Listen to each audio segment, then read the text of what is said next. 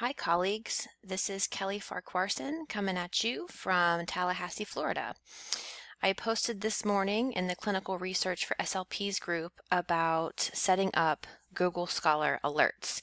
So in lieu of a screenshot tutorial, I thought I would take a little break from writing and do a quick screencast so you could see how to set up alerts for Google Scholar, which is very easy.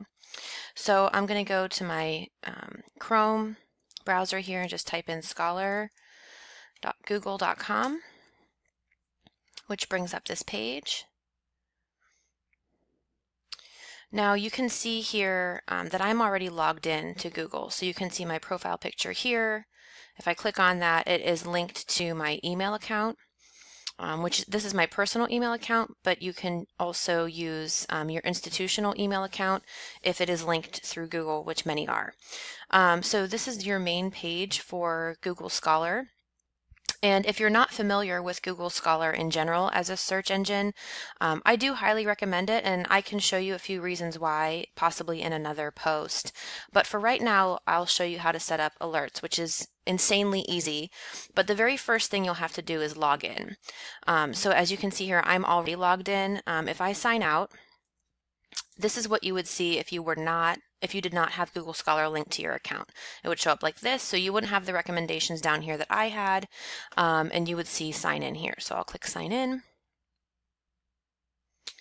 and then I will click here for that account. If you have multiple Google accounts, as you know, it will come up there. So you click the one that you want it to be affiliated with Google Scholar and click next.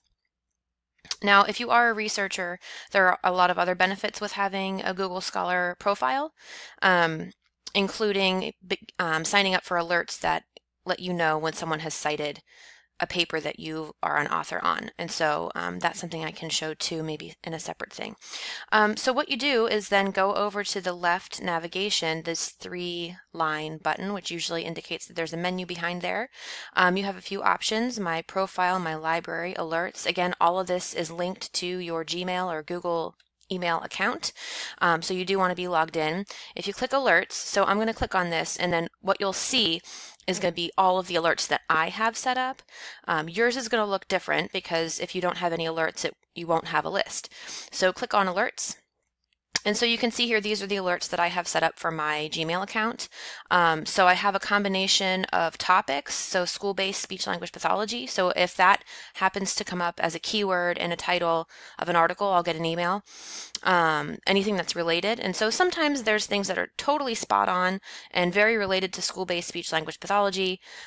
Sometimes I get alerts for articles that are not related to that topic, but maybe had school-based in the title, and so that was linked. So it's hit or miss. It's mostly hits, but every once in a while you'll get kind of a dud of an email, which is okay. And then you'll see there's some researchers that I follow. So as these researchers publish new work, I get an email, which is nice. Language impairments is another topic. Working memory is another topic.